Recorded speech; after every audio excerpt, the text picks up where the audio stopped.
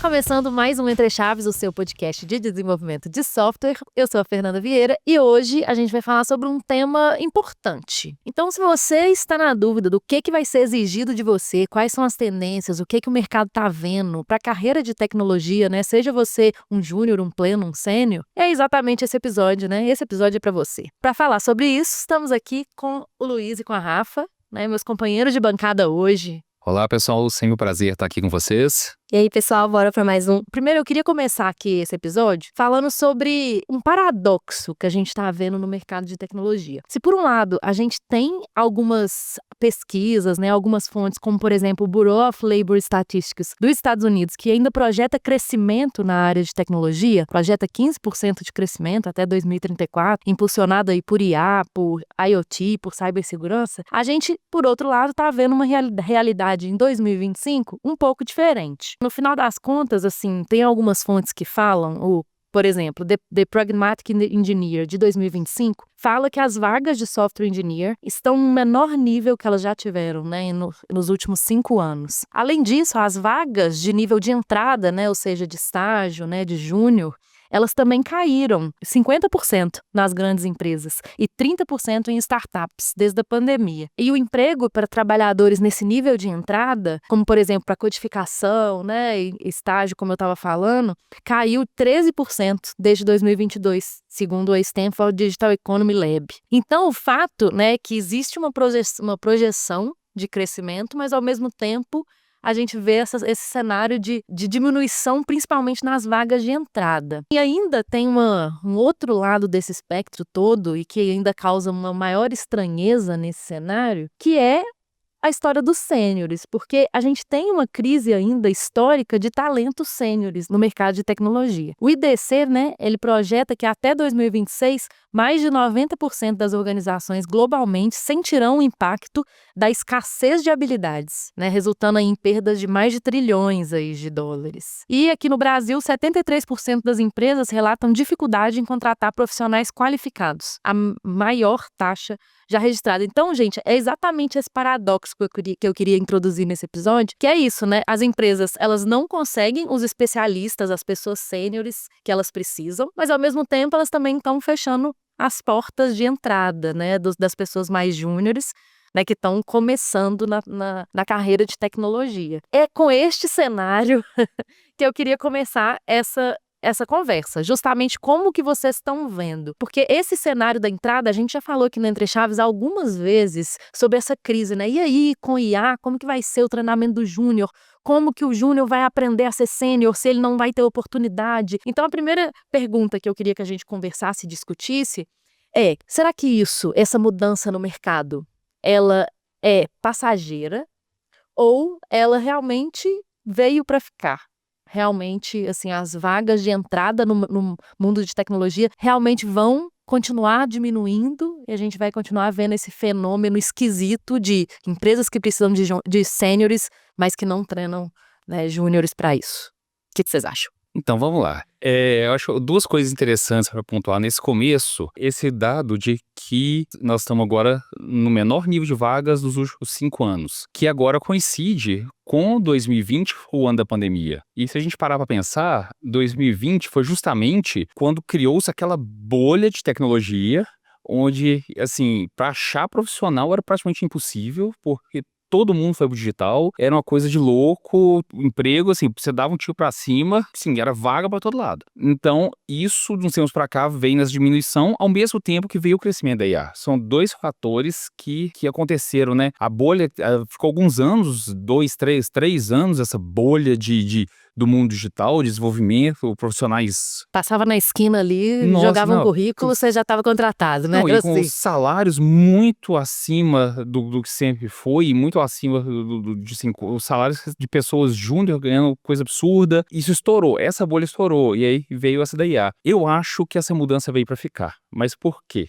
Ao longo de muitos anos de trajetória, eu sempre vi a questão da estruturação da empresa como uma pirâmide, onde, né, tem a base ali do pessoal de entrada, dos júniors, e aí, dentro desses júniors, a empresa vai selecionar aqueles que se destacam e logo são promovidos para pleno. Dentre essa camada, você escolheu os que se destacam e vão para sênior. Então, para você ter uma quantidade aí de 10 sêniors que você precisa, às vezes você precisava ter 40 júniors, para desses 40 júniors, você selecionar 30, 25 plenos, para deles você vai conseguir tirar os 10. E para que isso também? Porque você precisa de ter o pessoal, quanto mais alto ali na carreira pleno, tem os especialistas, tem o arquiteto, a galera que vai pegar essa parte mais estratégica, mais design, mais desenho e tal, e o pessoal vai estar executando. Você precisa de ter essa quantidade de gente para ter os que vão subir, mas também você tem que ter lá embaixo a camada da galera que está lá embaixo realmente com a mão na massa executando. Com o advento da IA, essa parte do ficar na camada de baixo executando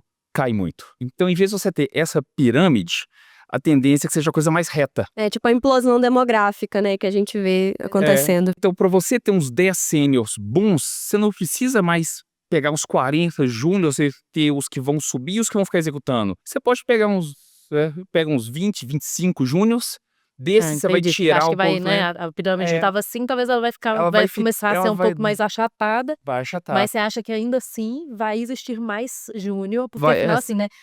Essa pirâmide, para quem tá nos ouvindo, a gente tá aqui fazendo gestos com os braços pra representar. Aulas de geografia no Entre Chaves. Se a gente, né, enfim, se a pirâmide for invertida de fato, a empresa não necessariamente pode continuar saudável financeiramente. Não sei. Não, inverter se pode eu não acho. Inverter, você acha que não? Inverter Você não. acha que é mais Eu acho assim, achatar do que de fato inverter? Eu acredito que eventualmente pode se inverter, mas isso aconteceria esse processo de estabilização que você falou. Porque se você, por exemplo, você tem essa pirâmide invertida, você vai começar a ter salários muito maiores para sênior, porque vai existir muito pouco profissional no mercado. Mas se você Não se inverte, sustenta. Não se sustenta. como é que você vai exatamente. continuar alimentando o sistema para ele ter ela invertida, entende? Eu acho assim, vai chegar próximo do que seria um retângulo, né? Em vez de ser aquele formato triangular, mais próximo do retângulo, porque para você continuar crescendo o número de sêniors, vai chegar uma hora que vai ter que continuar entrando mais gente, mais gente, mais gente, para conseguir alimentar o andar de cima. Só se for hora você parar de contratar. E aí vai todo mundo subindo no funil e acabou. Mas enquanto você estiver contratando, vai estar sempre entrando gente. Chega uma hora que, com justamente essa questão do advento da IA, você não precisa mais ter o mesmo número de pessoas na empresa que você precisava antes. Então, você diminui o número de pessoas para produzir a mesma quantidade e você diminui o número de pessoas que são meras executoras. Você precisa ter mais pessoas críticas, mais pessoas pensantes, mais pessoas que vão estar ali revisando o conteúdo da IA, aprendendo, mas se diminui essa. Por isso que eu acho que é uma mudança que veio para ficar. Eu não acho que ela vai ser drástica, assim. Entendi. Igual você falou, caiu 13% e tal. Eu acho que vai ficar, talvez caia até um pouco mais, mas vai continuar sempre tendo vaga. Entendi. Vocês não acham que isso talvez não vai mudar um pouco a régua do sênior? Porque hoje é muito abstrato, né? Esse conceito de quem é pleno, quem é sênior. Então, talvez você teria, por exemplo, profissionais que hoje são considerados como pleno, mas num cenário como esse, ele já seria um sênior, poderia se passar por um sênior. Eu tenho dúvidas, assim, justamente porque eu acho que o sênior hoje, com IA, ele é o cara que realmente consegue ser talvez o mais produtivo possível, né? E justamente eu acho que isso é um dos motivos disso é justamente por muita bagagem que ele teve na sua vida, na sua carreira de programação, né? Ele, além de conseguir revisar as coisas rápido, provavelmente que a IA faz, que isso é uma das coisas, por exemplo, que eu vejo que os júniores reclamam bastante, que é, poxa, a IA gera um volume de código muito grande, eu me perco e demoro muito para revisar. O sênior não, provavelmente ele já tem mais habilidades ali de revisão, justamente pela bagagem que ele tem. E provavelmente, né, ainda mais se ele é um grande, né, um grande adopter, né, de IA e sabe utilizar bem, eu acho que ele se torna ainda mais poderoso, vamos falar assim, né? E aí eu não sei, é uma pergunta muito boa essa que você fez, porque eu realmente tenho minhas dúvidas se, né, um pleno com a sua bagagem e com IA, ele é basicamente como se fosse um sênior hoje, que é isso que você está falando, né? Mas ao mesmo tempo, esse sênior, ele também vai ser um cara que vai conseguir performar melhor, provavelmente, né? Mas aí eu pergunto, o cara que tem um conhecimento pleno, ele consegue julgar o que a IA está gerando, se está dentro das melhores práticas? Ele realmente sabe olhar criticamente e falar, IA gerou isso aqui. Falei, não, isso aqui eu vou Então, alterar porque eu não é a acho que melhor é prática. eu acho que é justamente por isso que o sênior performa melhor com IA nesse momento e por isso que eu acho que essa pirâmide também tá dando essa achatada, porque as empresas também estão buscando mais sêniores, justamente por isso. Porque são essas pessoas, por toda a carreira e experiência que elas tiveram, que elas conseguem ser mais críticas, conseguem dar, né, assim, revisar códigos mais rapidamente, como eu falei, mas não só isso. Olhar e conseguir detectar falhas que a IA colocou ali que talvez um pleno, um júnior não veriam. Exatamente por esse motivo que eu acho que as empresas também, né, as empresas estão querendo mais sêniores, porque essas pessoas, por causa da sua bagagem, porque afinal elas construíram a bagagem delas num momento em que não existia IA, né? É foda porque esse episódio, gente, é meio filosófico mesmo, assim, né? A gente tá aqui meio, né, enfim, fazendo previsões, conjecturas, enfim. Mas o fato é que o sênior, ele foi treinado a vida dele do jeito que a gente programava anteriormente. Então, as bagagens que ele tem de revisão disso e de aquilo é de um jeito. E aí, eu acredito que esse é a skill que as empresas agora estão buscando. O que não significa que daqui a pouco isso não vai mudar, no sentido assim, que o estagiário e o pleno também vão ter essa bagagem mais rapidamente. Porque é quase como se, na minha cabeça, a gente começasse a ver o dev como arquiteto. O dev, ele para de ser o fritador de pastel. Ele passa a ser o cara que vai revisar um código. Então, a habilidade que ele tem que desenvolver é diferente. E é isso que eu tô querendo dizer. Ou, não sei se eu fui muito confusa, mas basicamente é assim. As empresas hoje estão buscando sêniores, na minha visão, um dos motivos é porque essas pessoas tiveram uma bagagem gigantesca anteriormente, por causa do jeito que, né, enfim, a carreira era anteriormente, e elas atualmente conseguem fazer boas revisões, conseguem dar, né, bons direcionamentos para IA, conseguem descobrir essas falhas e tudo mais. Coisas que plenos e júniores talvez tenham um pouco mais de dificuldade. Mas talvez o passo seguinte vai ser treinar plenos e sêniores a terem essa facilidade. Só que isso daí vai ser muito mais rápido, na minha visão, do que anteriormente era feito, entendeu? Porque o cara, além de para chegar nisso aí, ele tinha que saber programar muito bem. E agora esse programar muito bem, quem faz é a IA. Mas será que ele não precisaria ter essa bagagem para poder se tornar um bom revisor de código? Parece que é um dilema, né? O É um ovo ou a dilema galinha. mesmo, assim. Como a gente tá num momento de transição, é um dilema mesmo, Você até na minha falou. visão, sabe, assim. Você até falou assim, porque primeiro a pessoa tinha que aprender a programar muito bem para chegar nesse ponto. Agora ele não vai precisar aprender a programar muito bem. Então, será que ele vai chegar nesse ponto? Eu entendo que isso é eu concordo com vocês, tá? Que isso é uma coisa meio paradoxal mesmo. Tipo, como então que eu vou saber revisar bem se eu não tive nem a bagagem do básico? E assim, a gente tá num momento de transição, acho difícil, mas eu acho que são habilidades um pouco diferentes. Que é assim, eu treinar o meu olhar para achar problemas em um código é diferente de eu saber a sintaxe de todo o meu código. Tipo assim, conseguir programar manualmente o dia a dia. Eu acho que são habilidades diferentes. Que assim, se você começar a treinar o cara, que é o júnior lá, a ter este outro olhar, é diferente, né? Assim, ele vai aprender talvez mais rapidamente a ter esse olhar. Mas assim, eu também tô falando isso baseado, né, enfim, no que eu tenho lido, no que eu tenho estudado e tal, mas não é necessariamente verdade, tá? Assim, mas é o que eu acredito hoje, de verdade. É o que eu acredito mesmo. Porque eu acho que a gente tá num momento de transição e a gente vai meio que ter que começar a ensinar essas outras habilidades para esses desenvolvedores mais júniores. E essas habilidades que são mesmo de revisão de código, né, de encontrar falhas de segurança, de conversar muito bem com a inteligência artificial e mais, de olhar para coisa de produto, de olhar para propósito, de ver coisa de negócio. Isso aí que eu acho que são outras skills mesmo, que hoje não necessariamente o cara que está entrando, ele recebe. Na época que eu comecei a desenvolver, na época que era como os maias faziam, a gente era obrigado a assimilar uma série de conceitos, uma série de teorias que fortaleciam esse conhecimento.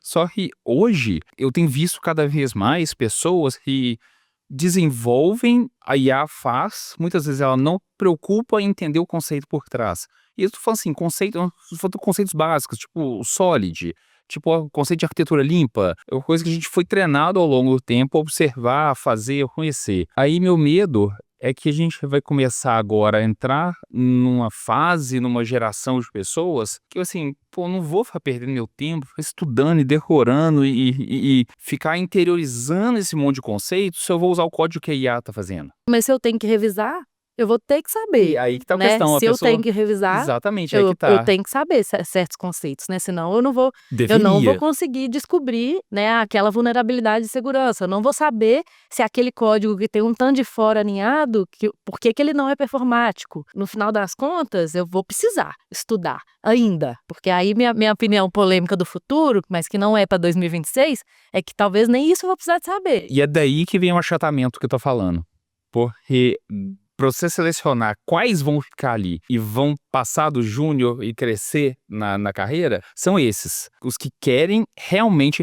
Isso não foi a IA que trouxe, não. Isso a gente já vê, assim, o projeto que eu tô atualmente, você vê pessoas com muitos anos de experiência que pecam em conceitos muito básicos e não sabem. Pessoas que não sabem conceitos básicos mesmo, conceitos de DDD, que a gente vai discutir, que a pessoa assim, não sabe diferenciar o que é uma entidade do objeto de valor. Então, assim, isso não é, foi IA que introduziu isso. Então, tem pessoas que...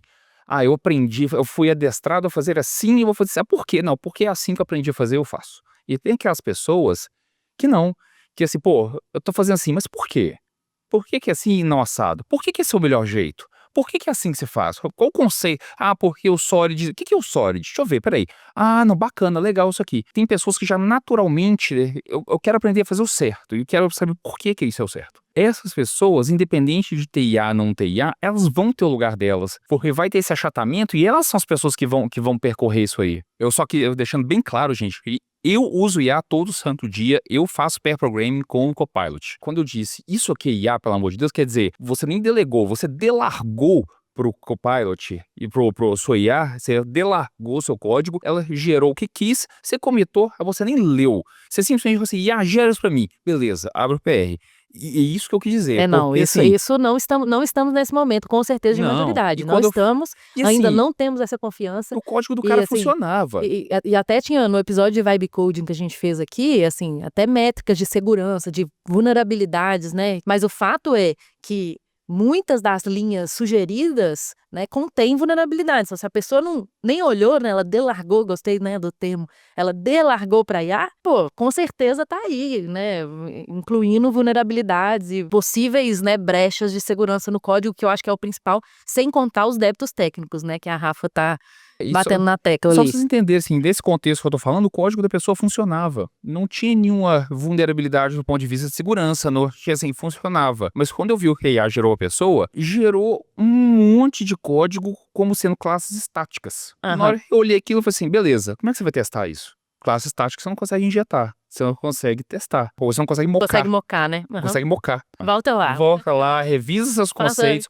cria algo que seja testável, sei o que e tal. Então, assim, e não só eu dar pau no PR, mas explicar pra ele por quê. Isso, Foi, e é isso ó, que eu falei assim, cara, acredito. se você tá gerando código estático, tem esse problema, sei o que, não é, nessa que não é vantagem, porque essa classe vai ser usada dentro da outra, e eu não vou conseguir mocar e tal. E você explicar pro cara, pra ele entender, porque da próxima vez que a IA gerar alguma coisa que ele olhar, ele fala assim, peraí, isso aqui não vai ficar legal se eu fizer desse jeito, porque ele já aprendeu. E a gente tá falando aqui até, né, sobre IA, mas para 2026, além dos conhecimentos de IA, quais outras carreiras, quais conhecimentos vocês acham que são assim, que vale a pena investir, que vale a pena apostar? O que tá quente para 2026? Apesar da IA, né, eu acho que existem algumas carreiras e até coisas, vagas que começaram a ter IA no nome e tudo mais, que a gente pode falar um pouquinho depois, né, que eu acho que estão surgindo, mas para fora disso, né, para fora desse tema, segurança é um que para mim tá crescendo justamente porque, primeiro que assim, né, com esse tanto de sistemas sendo produzidos, criados, eu acho que cada vez mais a gente vai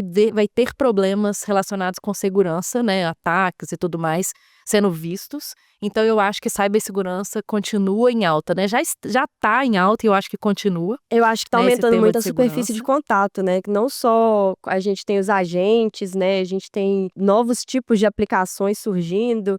E aí a IA tem toda a questão da alucinação, então existe uma série de vulnerabilidades que surge. A gente falou que não ia falar de IA, mas IA de novo. Tem outras coisas também, por exemplo, IoT. Então hoje, né, quem não tem dispositivos IoT dentro da própria casa, e acaba que isso está aumentando, né, as vagas abertas. A gente vê ali 4,5 milhões de vagas abertas no mundo relacionadas à cibersegurança. Então, todo o ecossistema de AI security, cloud security, etc. E a gente vê uma escassez de pessoas, né, para atender essa grande demanda. Mas eu vi uma discussão aqui no LinkedIn falando que essa escassez de talento, na verdade, pode ser uma falta de expectativas razoáveis, né, onde muitas empresas querem contratar uma pessoa para uma posição de entrada, mas também está exigindo que essa pessoa tenha um conhecimento relativo a 5, 6, 7 anos de experiência. Então eu achei legal essa discussão, eles falaram muito disso, fizeram até uma analogia com como é que você vai querer contratar um cirurgião júnior que já tenha 5 anos de experiência operando. E aí tem outro ponto também, que muitas empresas agora estão esperando pegar profissionais prontos no mercado. Aquela cultura de você pegar uma pessoa e treinar ela, eu sinto que isso está um pouco morrendo assim no mercado. E a parte de engenharia de dados? Sempre falam assim, será que o engenheiro de dados vai morrer? Sempre que quando surge alguma coisa disruptiva. Porque o engenheiro de dados, ele tem uma fama de ser quem atrasa a entrega de valor. A entrega de valor de um produto de dados é a análise, é o dashboard, e aí chega o engenheiro de dados falando: não, a gente precisa implementar a governança, a gente precisa construir um pipeline robusto, a gente precisa garantir qualidade de código. Isso atrasa a entrega de valor. E aí, quando surgem essas disrupções no mercado, por exemplo, a primeira a grande disrupção foi o low-code, no-code. O CIS lá, né? Qualquer profissional não técnico de negócio podia implementar o seu pipeline com low-code, no-code, o próprio Data Factory. E aí, beleza, vamos tirar os engenheiros de dados, redução de custo, porque os engenheiros de dados atrasam a entrega. Beleza, né? No começo é maravilhoso, porque os dashboards saem mais rápido, a entrega de valor, né? Os modelos dos cientistas de dados saem mais rápido, mas aí começam a surgir os problemas a médio e longo prazo. Por exemplo, você tem um data warehouse bagunçado, um data lake que vira um data swamp, né, que a gente chama, que é o pântano de dados, e o dado não tem qualidade. E aí você tem aquele problema, né, de duas verdades dentro da mesma empresa, que pipelines de dados diferentes estão conflitantes, né, e você tem cada um com sua própria ilha de informação ali, e isso vira um caos. E aí, beleza, volta os engenheiros de dados. E aí, quando surgiu a IA como assistente, né, antes da IA agêntica, isso se acentuou, voltou essa discussão, porque agora qualquer pessoa consegue gerar código, consegue gerar uma procedure SQL, consegue fazer um pipeline. Então, se antes já era mais fácil com low code, no code, agora com IA acabou, não preciso mais de ter um engenheiro de dados. Mas aí foi se percebendo que um engenheiro de dados atuando com IA, ele não mais atrasava essa entrega de valor, que ele faria em 8 horas, ele consegue entregar em 1, então beleza. Mas isso que você está falando é muito interessante, porque ao mesmo tempo, né, que os engenheiros de dados vão morrer, né, enfim, os processos e tal, eu fico pensando, né, porque tem aquelas outras estatísticas que até falam um pouco do paradoxo da GenAI e tal, que são os 90% lá dos projetos de LLMs, de GenAI, eles morrem no piloto. Justamente porque uma das coisas é justamente porque eles estão ali tratando um problema muito específico num notebook, às vezes, não sei o quê, ou usando, sabe, a própria LLM pública, mas tratando um negocinho que nunca escala, né, ou porque não foi pensado em fundação de dados, não foi pensado, né, assim, como que isso teria um ciclo saudável para ser colocado em produção, que é justamente o trabalho aí do engenheiro de dados. Então, eu acho que é muito mesmo paradoxal essa história, e no final das contas eu também não concordo que os engenheiros de dados vão morrer, não, porque eu acho que essas outras coisas que são muito relacionadas a colocar coisas em produção, a organizar dados, a fazer limpeza, enfim, fazer tudo isso para que os modelos de IA sejam saudáveis, né, que eles realmente sejam assertivos e deem boas respostas, são também parte do trabalho do engenheiro de dados, né? E é aquela frase clássica, né? Lixo entra, lixo sai. Só que muitas vezes, né, só há essa percepção quando acontece o problema. Como, por exemplo, teve um Airbnb que lidou com esse problema de falta de governança, de problemas de qualidade, justamente porque eles não tinham essa posição de engenheiro de dados. Eles não contratavam engenheiros de dados. E aí eles, depois de lidar com todos esses problemas, eles implementaram o Midas Process, né, que é uma framework de qualidade de dados extremamente robusta. E aí volta os engenheiros de dados para lá implementar o Midas Process. Mas agora a gente está indo, além da IA como assistente, a gente está na IA agêntica, né? E aí que a gente vê a IA não sendo mais uma consumidora, ela também é parte da arquitetura, né? Ou seja, agora você tem uma IA agêntica que é capaz de receber um prompt, onde você pede um determinado tipo de dado, aí ela faz a limpeza para você, aí ela retorna o que você precisa, ela cria o pipeline, ela executa e te entrega o resultado ali do jeito que você quer. Então a gente já está vendo isso, né, no mercado, a gente tem ferramentas que estão fazendo isso, trazendo linguagem natural para dentro de ferramentas que O Databricks tem, né? A gente teve um episódio aqui do Databricks, E né, o Databricks tem o e Genie, tem, né? eles têm várias ferramentas disso, né? Uma pessoa simplesmente com prompt consegue ir lá fazer as análises, pegar os dados que precisa. Mas no final das contas o papel aparentemente não morre, né?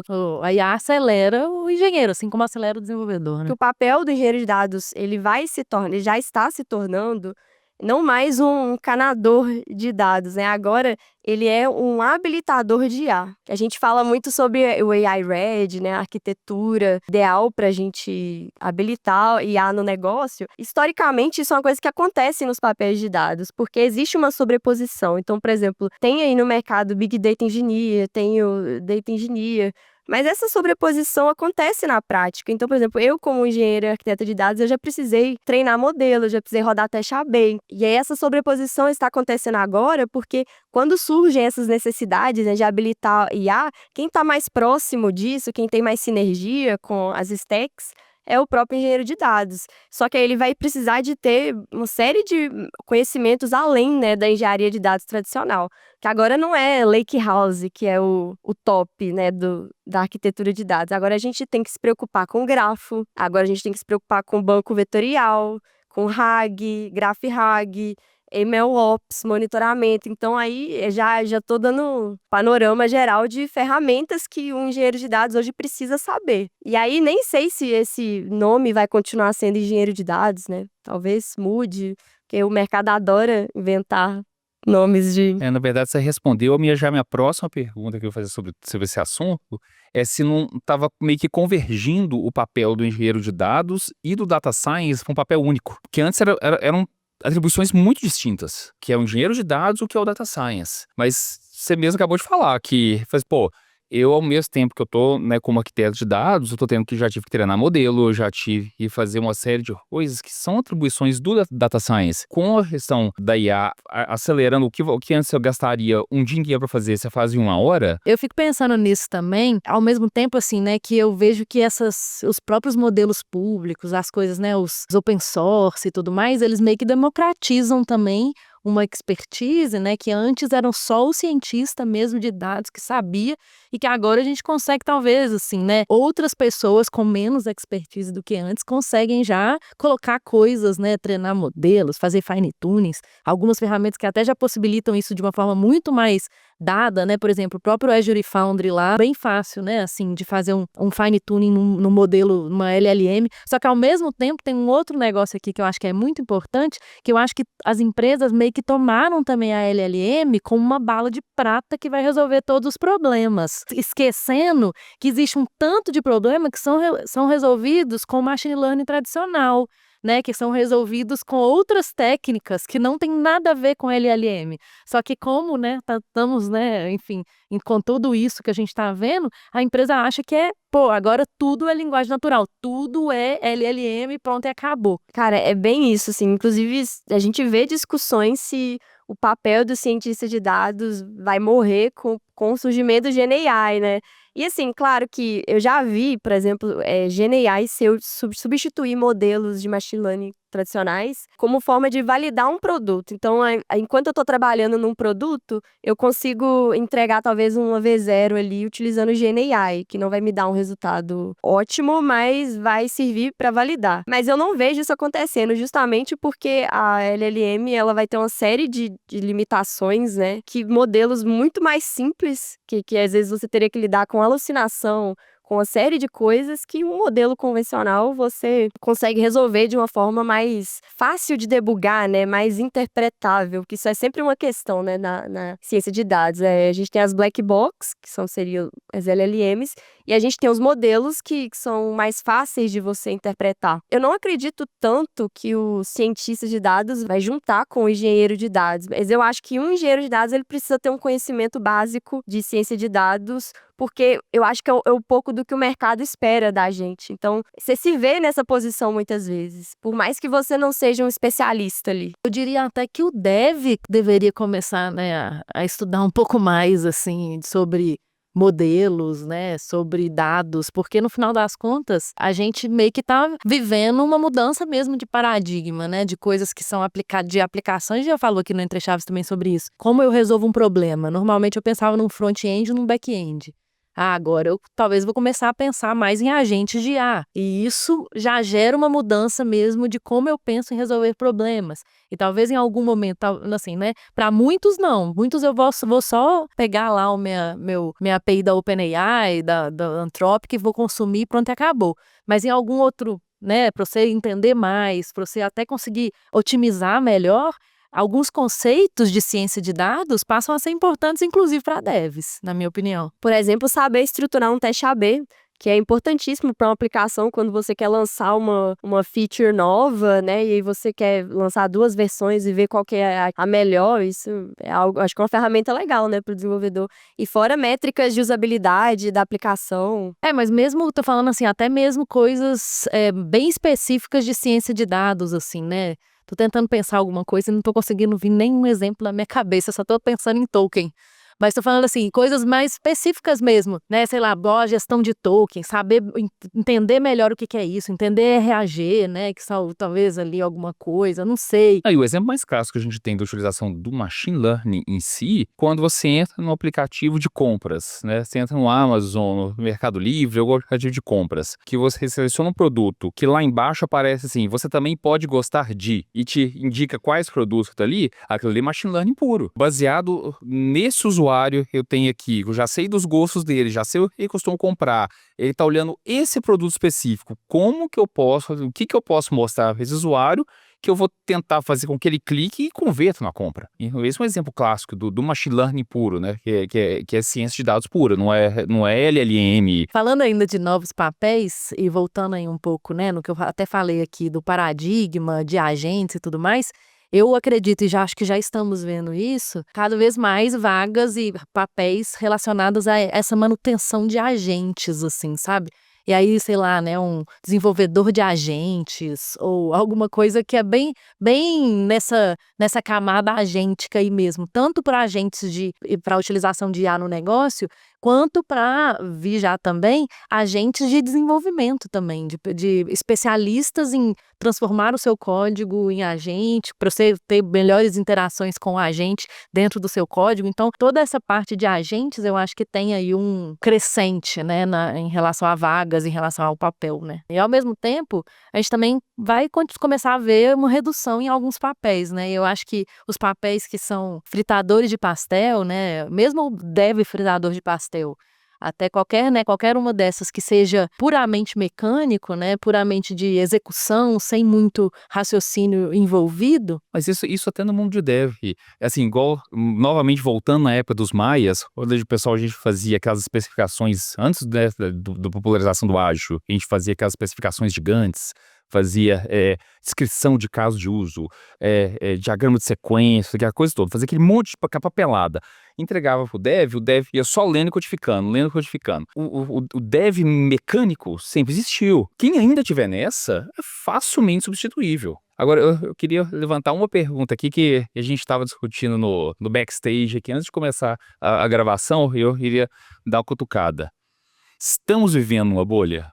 Então a gente vê, né, investimentos trilionários em IA, empresas, né, recebendo aportes. Acho que já está acontecendo uma certa desconfiança se isso vai gerar o retorno esperado. A gente já está vendo, né, um pouco da mudança do discurso, né, de vários CEOs aí dessas grandes provedoras de IA que AGI talvez não é bem assim. E aí eu não sei, eu fico com essa sensação de que já existe essa desconfiança, até porque saiu recentemente aí o Michael Burry, né, que é um investidor muito famoso por prever a crise imobiliária de 2008 nos Estados Unidos.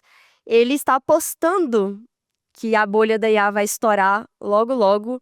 Então, ele comprou opções de vendas na NVIDIA e Palantir, indicando que, sim, ele também está desconfiante. E como ele tem esse histórico de já ter acertado essa previsão que foi absurda, eu já começo a ficar assim. O que eu falei lá no episódio da Agilice foi até bem parecido, assim, e eu concordo, eu acredito, né, que a gente tá nessa bolha justamente porque a gente não tá vendo o valor ainda, o retorno do investimento ainda não está sendo concretizado muitas vezes. E tem uma outra coisa que eu queria adicionar, que é a gente não saber ainda o valor monetário mesmo, quanto que de fato isso custa. Né, o custo disso, na verdade. Justamente porque, assim, essas empresas, elas foram subsidiadas, elas tiveram prejuízo por muito tempo, muitas dessas empresas, né, grandes aí, que são as big techs de IA, e, assim, até agora a gente não viu de verdade quanto que custa esse negócio. O próprio cursor mesmo, que a gente já falou aqui, mudou a forma de precificação dele justamente por das coisas, né, justamente para ter menos prejuízo, né, enfim. E o fato é esse, é que a gente não sabe o custo da IA atualmente. Então, pode ser que esse negócio fique muito caro e comece a não valer o investimento mesmo. Então, é só mais um negócio que eu queria adicionar. Muito do valor, principalmente para o desenvolvimento, para o processo de desenvolvimento do software, ele já se provou, eu acho, né, em relação à velocidade. Só que é isso, se em algum momento essas IAs começarem a ficar muito caras, aí vai ter que ter uma análise do quanto vale a pena. Beleza, eu acelero 2 vezes o meu desenvolvedor, mas ao mesmo tempo o negócio é tão caro que eu tô gastando o preço de 3 desenvolvedores. Aí não vale a pena, Preferível né? por 3 Exato. desenvolvedores. Acho que vai ter vai precisar em algum momento desse tipo de análise. Foi até o que a gente comentou num outro episódio dentro do Entre Chaves, que a gente gravou, foi justamente isso, tipo assim, como mensurar o ganho da IA. Eu coloco um desenvolvedor, eu dobrei a capacidade dele e estou aumentando em 30% o meu custo mensal, tá valendo a pena, porque eu estou produzindo 2 vezes mais código, eu estou entregando o dobro, eu estou entregando com mais qualidade, eu estou diminuindo o que volta dos testes, eu estou diminuindo o erro em produção, tem uma série de valores aí agregados e estou aumentando 30% do meu custo. Aí vale a pena. Eu queria fazer uma outra pergunta aqui para vocês. Um dos relatórios que eu estava lendo, né, do Forrester de 2026, que fala um pouco sobre previsões para 2026 relacionada ao mercado e tudo mais, fala que 2026 vai ser um ano muito selvagem, de muita imprevisibilidade, muita volatilidade, né? Fala que esses projetos de IA aí, muitos vão sair do trilho, né, que é muito parecido com o que a gente estava falando da bolha aí agora, mas ele traz um negócio que eu acho que é interessante da gente conversar aqui, né, conversar um pouquinho, que é o desafio das empresas de trabalhar com funcionários com múltiplos empregos. Vai acontecer em 2026, mas eu acredito que já está acontecendo, né? Com certeza já está acontecendo, né? E aí ele fala justamente que esses funcionários, eles buscam maximizar a compensação de segurança, né? Eles terem porque eles de alguma forma acreditam que podem ser substituídos por IA, e aí eles, ao invés de ter um emprego, começam a ter vários, né? Enfim, para começar a trabalhar em vários lugares. Até a gente brincou, né? Eu falei assim, não, eu tô com medo de ser mandado embora. Então, eu vou arranjar mais uns 2 empregos, que eu vou fazer o que eu tô fazendo pior ainda. E eu vou ter certeza que eu vou... Você não tem a dúvida que eu vou ser mandado embora. Eu vou ter essa certeza. Pelo menos eu concretizo. Isso é uma coisa que é complicada, porque começa a vir de encontro com outras discussões que a gente tem na área de tecnologia. E também uma tendência para 2026 vai diminuir o trabalho remoto? Vai aumentar?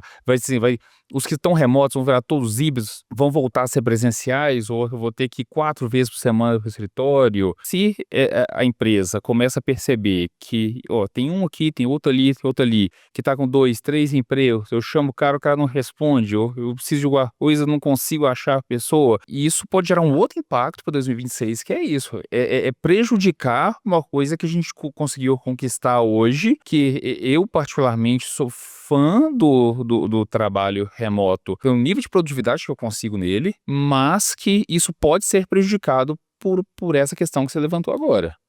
A gente vê no LinkedIn, né, esse movimento de retorno ao escritório, todo justificado, com frases de efeitos bonitinha, de produtividade, trabalho em equipe, mas na prática, eu acho que uma das principais razões é isso aí que vocês comentaram, overemployment. Mas ao mesmo tempo, né, ouvindo isso que você falou, Rafa, o trabalho remoto, pensando nisso tudo que a gente discutiu aqui do dev fritador de pastel, e aqui eu não tô fazendo juízo de valor, tá, gente? Mas o trabalho remoto, ele facilita um pouco a existência desses perfis fritadores de pastel. Porque, afinal, a pessoa tá ali codificando no ambiente dela, no quarto dela, e ela meio que não se envolve nem com a empresa, nem com o cliente, nem com o produto, e ela, às vezes, nem se preocupa em saber mais, né, dessas dimensões que eu falei. Então, querendo ou não, o trabalho remoto, ele também tem tudo a ver, né, talvez aí com esse dev fritador de pastel, e que esse cara aí, que ele não se envolve, né, que ele não se envolve para nada para além do código que ele tá produzindo, ele é mais fácil de ser substituído pela inteligência artificial. Bom, gente, então, mais um episódio filosófico aqui sobre tendências, né, nesse caso de carreiras aí para desenvolvedores em 2026. Conversa de bar. Uma conversa de bar, só faltou a cerveja, né, estamos aqui tomando água, infelizmente. Espero que vocês tenham gostado, até a próxima. Ah, e deixa tua opinião, o que você acha que vai ser a carreira do dev em 2026? Então, é isso aí, até a próxima. Tchau, pessoal. tchau.